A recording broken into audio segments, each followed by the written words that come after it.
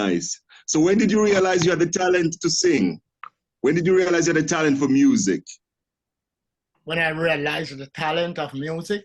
Yeah, when did you realize you could sing? When did you realize, hey, the music is flowing? When did the vibe start flowing? Well, I started singing in 1969. Uh-huh. That's how it gets started, you know, with Studio One. Yeah. Yeah, but before Studio One, obviously, how did it start? When did you realize, hey, I actually have a talent for this. I can do it better than anyone else.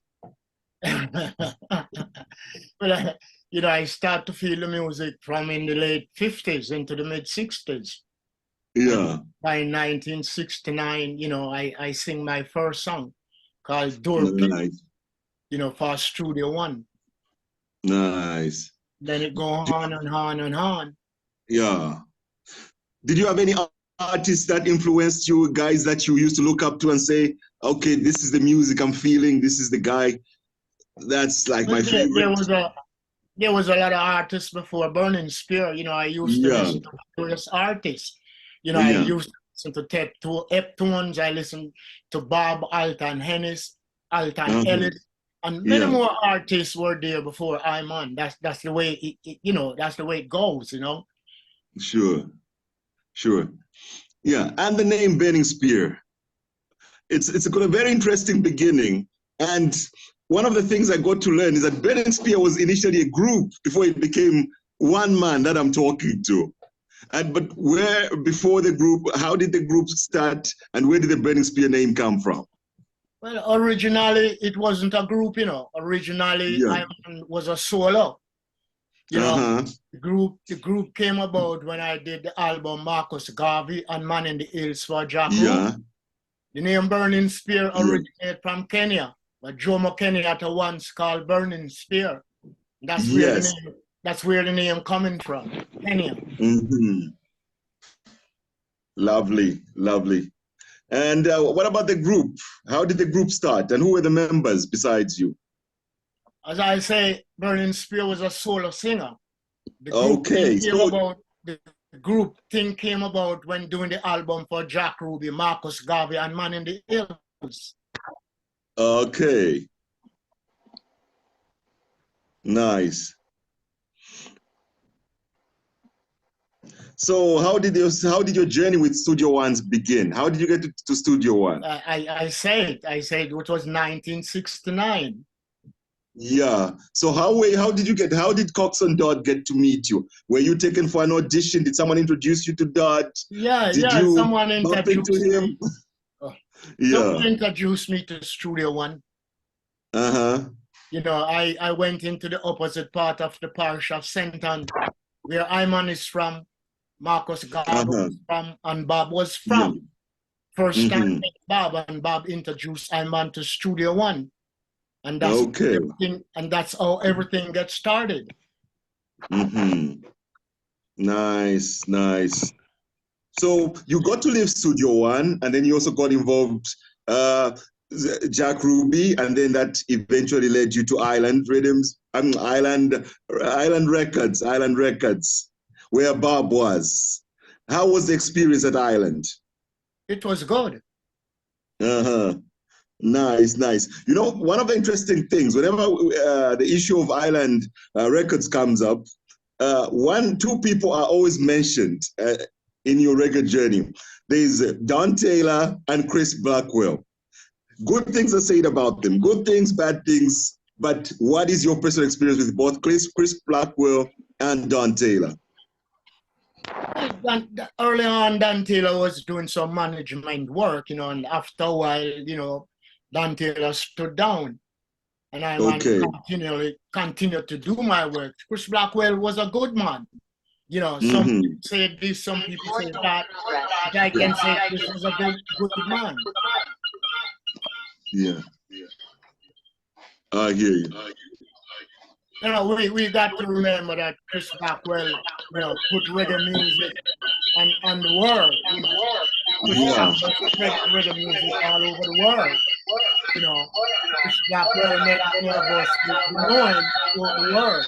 You know, Islands Record, you know, do a lot of promotion work and a lot of reggae artists. You know, without the company, we wouldn't be known internationally. You know. Yeah. No, that's great to hear, and it's great to hear. It's great to hear that you are someone that is talking from the front line, someone that's directly interacted, and you've given the other side of things. Because, sometimes, you've heard this before, sometimes people don't say good things about these people that have helped grow and promote reggae music. And it's good to hear your feedback on that issue. You see, what really happened, yes, we were singers, and we are singers, and we were singing. For the artist to be known on an international level, it takes a record company to do that. And that is what Chris Blackwell were doing. They promote the artist, they put the artist's name out there on an international level. So therefore, people who've been listening, and at some time they start to see the artist. That's where the performance came in. But a lot of these company I never dwell with before, but that's what they do. They promote the artists. They break the artists. They let the artists become international, so people could see the artists, buy the music, and continue to support the artists. That's the way it goes. Some of us been through some rough times, some bad times, some ups and down times. It's all business, but nevertheless, a lot of us still survive, and we could live and continue our work, our duty. True.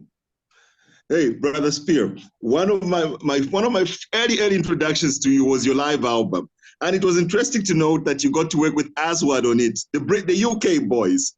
Now, I've always wanted to find out what made you decide to work with the UK group instead of the Jamaican band to back you on your live album? That should have been your first live album, I think.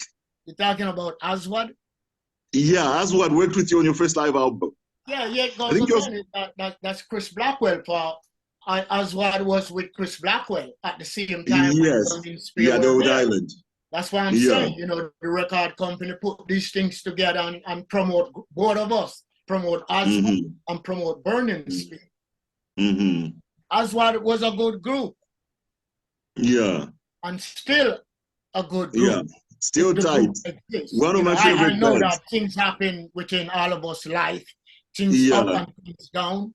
Maybe it's not like before, but nevertheless, they did some good work. We did some good work together. Yeah.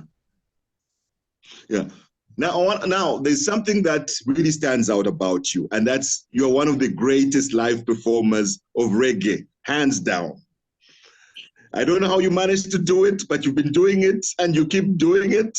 You are basically the GOAT when it comes to live performance. Now, how do you do it? How did it develop? How did it come about? How did you, the movement, the excitement, the control of the crowd, the connection? How did that come about? Because no one does it like you. What's your formula? It's a work, it's a job. Yeah. And when you're on your job, you got to do it the best way you can. Yeah. And my job, my works, the people, especially the fan, expect to see Burning Spear on stage and give it his best. And that's what I did when I go on the stage. I do what I go on the stage to do. I'm there to uplift the people, let the people feeling good, feeling strong. We can share our energy. They feel my energy through the music, and I feel their energy through the response from them. Yeah. It's a oneness, it's a team. Yeah. But how did it develop? How did you just get so great at it?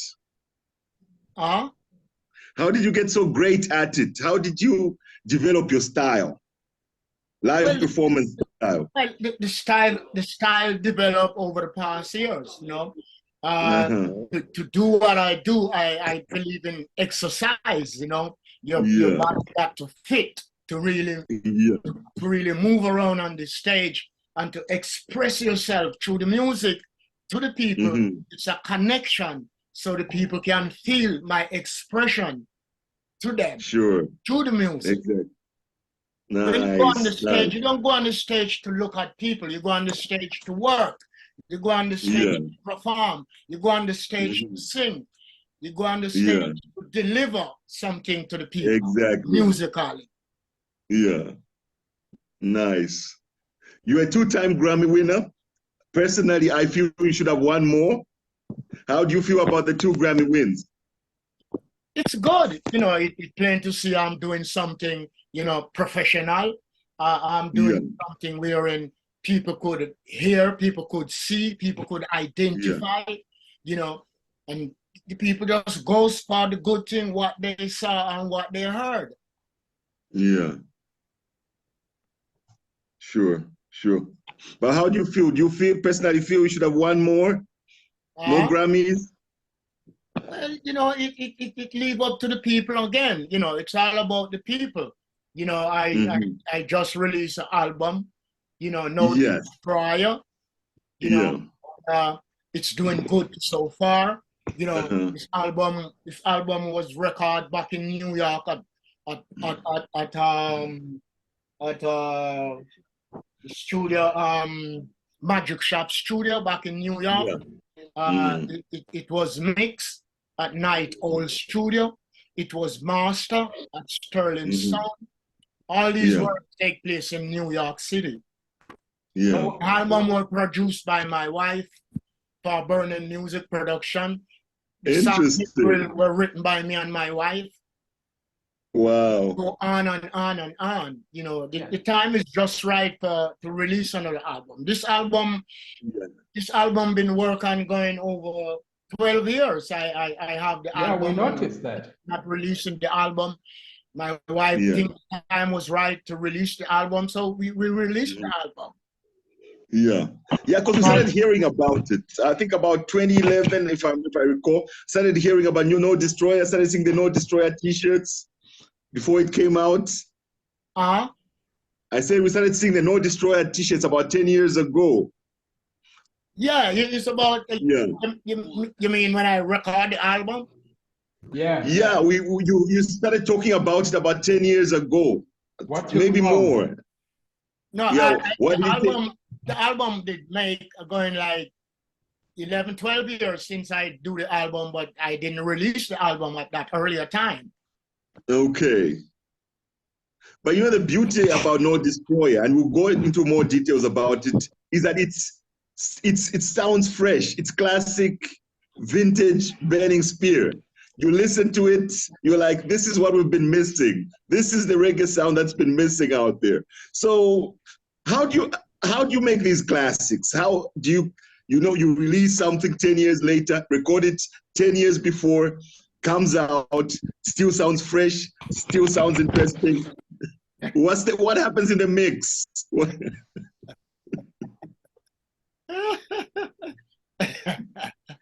Rastafari.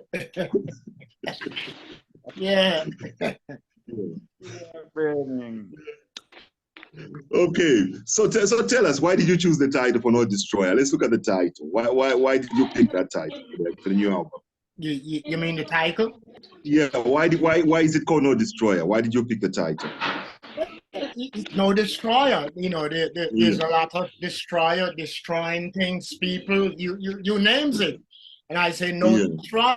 I've been there with destroyers who destroy things and people and do crazy things and stuff like that. I classify all those things to be destroyer. So I stand firm and I say no destroyer. No destroyer will destroy my plants again. You know? How many songs on the new album? How many songs on the new album? Total number of songs. How many songs on the album? Yes. How many? I think it's 12, 11, something like that. I think so. Okay. What was the songwriting process like? How did you sort of come up with the songs? What came first? Was it rhythm? Was it lyrics? Was it melody? You know, when putting a song together, it takes a time. You know, for the first step is the melody, and without the melody, you don't got anything. You know, and you think about lyrics. Lyrics came when it's ready. You don't look for lyrics or search for lyrics or ask for lyrics. I don't know when the lyrics are gonna come. I prepare myself so when it comes, I can use it with the melody. So on average, how long does it take you to make a song, to put a song together? On average, how long does it usually take you to put a song together? It can take me very long. Right now, I'm working on a couple songs, going 3-4 years now. Wow. Yeah, I'm working on 4 songs, going 3-4 years now. Wow. Still working on those songs. Still polishing. One of the song called The Big City. The big city is waking up again. The big keep ripening. Nice. So it's still my tree of life, my roots and my culture, including my history. I will never forget. Show away discrimination. Rain set sometime don't fall. Just like Hyman will never fall. I know. Yeah. Rastafari. Hey. Yeah. Lovely. Just a second. Marcus Garvey was an African Jamaican who been accused many times wrongfully. We need his name to clean up and set his record free. Free. Once and for all. One Marcus Garvey. Yes, it's all right. Rastafari. Yeah. Hey. And that's one thing. You can't have a Burning Spear interview without talking about Marcus Garvey. Where did this great love for Marcus Garvey come from? No one talks about Marcus Garvey. No one promotes Marcus Garvey like the Spear. Well, one have to remember, Marcus Garvey is from the parish of St. Ann, and Iman is from the parish of St. Ann. Both of us is from the capital of St. Ann, the Garden Parish in Jamaica. Marcus Garvey was standing up for something. He wasn't standing for anything. He was standing for something. And Marcus Garvey inspired Iman a lot. Yeah. So when you started talking about Marcus Garvey, how was it in the early days? Like producers, were they supportive of you talking on a Zoom call from the past?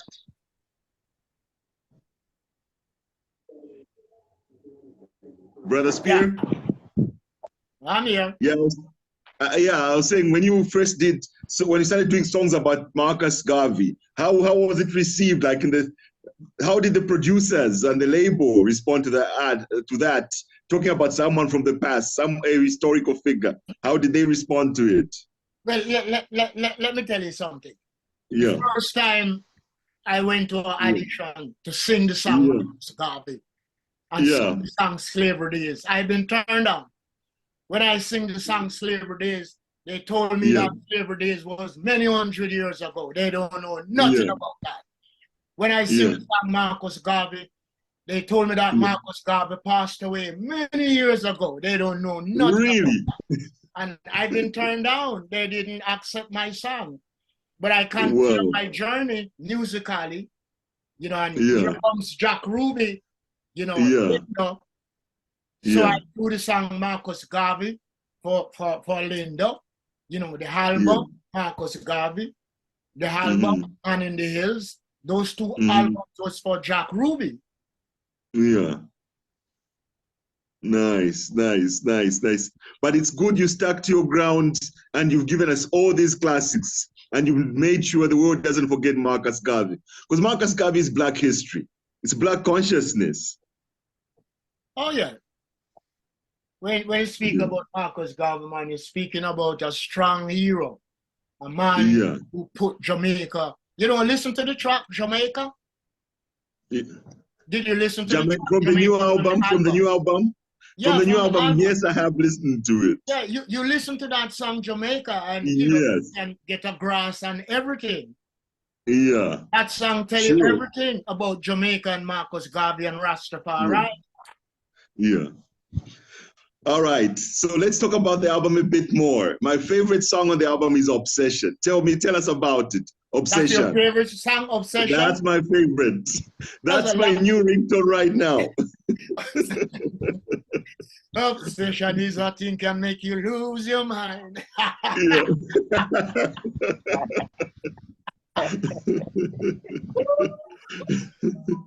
That song is pure fire. That song is pure fire. There's a lot of obsession people, man. Yeah. Yeah. Obsession behavior, obsession attitude, you know. Yeah.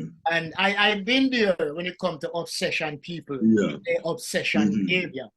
You know, I've been inspired by people who out of sync, who out of line, you know, people who just do dirty things, people who have no reasonableness within themselves, you know, obsession, you know, obsession is like expectation.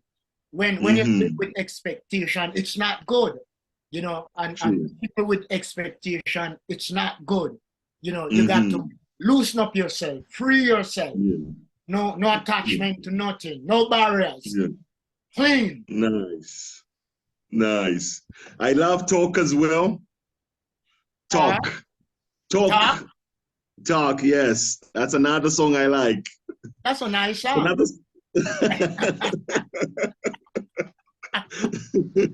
Oh, yeah. All right. I have very limited time and I don't want to hold you. But Brother Spear, why should we get this album? What should fans look out for? Why should people get No Destroyer? Where can they get it? Yes, where can they get it? What's the message you have in store for us? Why should people get it? Why? Let's start with the why. The album Destroyer have a lot of message in it.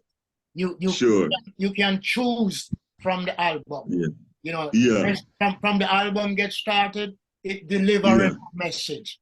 The message cutting through the album, No Destroyer. No Destroyer is another outstanding Burning Spear album. It's an album for the people, and I know the people gonna enjoy this album, No Destroyer by Burning Spear for Burning Music Production. Sure. I mean, I had a chance to listen to it. It's classic. You still have the magic. I don't know how you do it. We need to have another chat on the side. You need to tell me what keeps you going. Well, what keeps I going? What keeps I going is the people. You know, everything what I do musically is all about the people energy, their vibes, their inspiration. That's what keeps Burning Spear going. I'm here for the people. And I know the people is there for me, especially my man. You know, and Africa, I'm not ruling out Africa, you know, but Africa is the foundation. You know, Africa is where I and I spring from. You know, we originate from Africa. We were born in different places. As long as you're a black man, you're an African. Lovely. Now, I've got some African promoters actually on the group listening in, and everybody is asking, how do we get to Burning Spear? How do we get to book Burning Spear for shows? What's the procedure? Who do we speak to?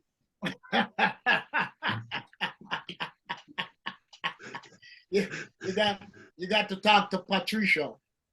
Okay. We need a link for Patricia. And we need to make this. We need a link for Patricia. You don't have a link? You don't have a link? I've got Marcy, I've got Nino. Yeah, that's Marcy, yeah. Yeah, okay. Yeah, that's she. That's, you know. Okay. We'll share the link. We'll share Patricia's link. I love Marcy. She made this thing happen. Nino, thanks for making this happen. It's taken a while, but we finally got it done. One Africa. One Africa, one love, one aim. Sometimes I think, what if it's gonna be one Africa? You know, I think that way. I can see the separation amongst different places in Africa.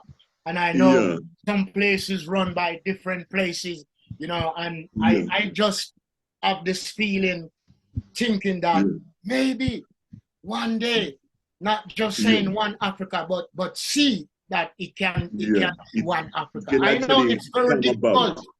I know it's very difficult, but I always say, leaders of Africa, sir and madam, open your hearts as wide as you can, so your people's eye can be open too.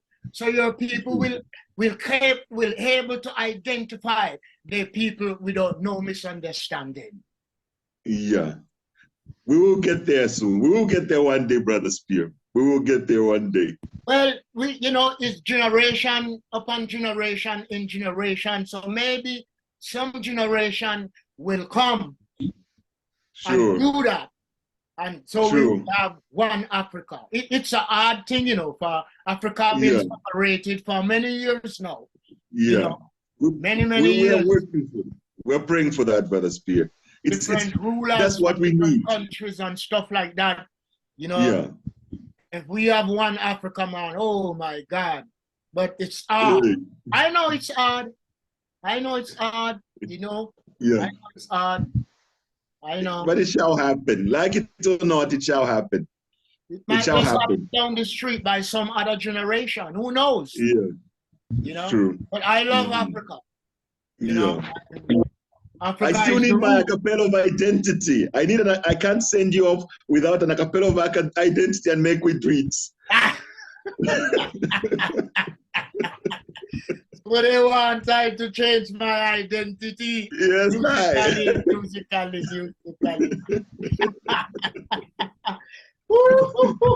Do you remember the days of slavery? The workers, they train us. Oh, Papa broke, the drum man still beat.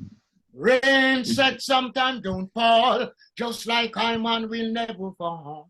Marcus Garvey say, we declare to the world, Africa must be free. Dr. Martin Luther King said, he had a dream. Rain said sometime don't fall, just like Hyman will never fall. Burning music production copyright.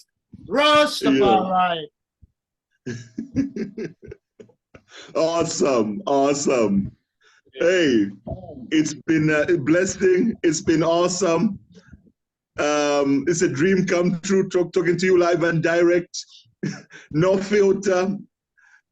Talking to the living legend, one of the greatest to ever do it, the greatest living roots reggae artist, bar none. No comparison. We love you, sir. Love you too, guys. Love Africa all the time. Blessings to you, brother. Peace. More success. More success. Be safe. Thank you. Great album. No Destroyer. We will support it. We will make sure we put it on every radio station. We have 21 countries on Hot Reggae Vibes. We'll make sure every station plays it. Awesome, brother. Yeah. Love you, Spear. Okay. Blessings every time. Peace out. Peace out.